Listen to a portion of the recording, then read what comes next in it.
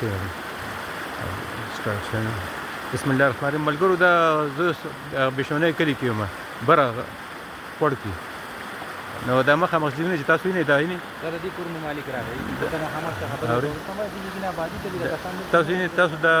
دا وینئ دا وران کنډرې او دا وران ځایونه مالک ته جی دا چې دا دې کور مالک دی تاسو څه نوم دی چې زما نوم کشور علي دی. کشور علي تاسو چې کوم حالات یې نه جو بس تاسو سره سامنے دي نو موږ ته جاني نقصان په خپله کورنۍ کې نه دی شوی شکر دی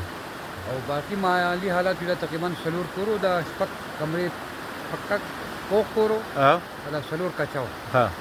دا کنډرې دا دغه پرتی دي باقي زموږ د رشتهدارو کې چې 9 کسان ځای شوي دي. تاسو خاندان کې نه کسان دي رشتہ داران ټول کلي کې تقریبا 100-120 کسان به ځای شوي نه د نن تاریخ پورې ما اوس کتل 254 ته ورسېدل او ها نو مطلب دا دی چې په تاریخ وګورئ دا چې خپل په تاریخ کې نه دی راغلی نه راغلي پوه شوې؟ الله دې بیا نه راوړي 3-4 څه خدای یو واقع او د قدرت تر طرفه راغلی ده او امتحان دی امتحان دی بس افت ته راغلی په دې خلکو یو ازمیښت چې بس هر څه چې شوي دغه راغلی دی. صحیح دا ده. زموږ د کلي حالات دي. صحیح ده دا ګټې مټې دلته کې نه وي صحیح ده موږ به دلته کې دا خښته سیمټ به موږ ته په اسانه میلاوېدو دا ګټه به موږ ته نه میلاوېده صحیح ده اوس که تاسو په نظر وګورئ ټوله به تاسو ته ګټه صحیح ده الله دې رحم وکړي ملګرو دا بل یو متاثرو تاسو ته چې ما وښو تاسو کوشش کوئ چې بره راشئ په خپله چې کوم دی نو دې د چا چې دا کورونه پرېوتي شهیدان شوي دوی ته په خپل لاس باندې سامانونه راورسوي لاندې مرکزونو کې بعضې خلک موجود وو چې هغه مستحق نه دي د امدادو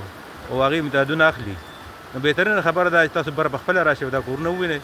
دا کوم کسان چې شهیدان شوي دي کورونو کې دوی سره تاسو لاس امداد وکړئ اصلي امداد دغه دی ډېره مهرباني السلام علیکم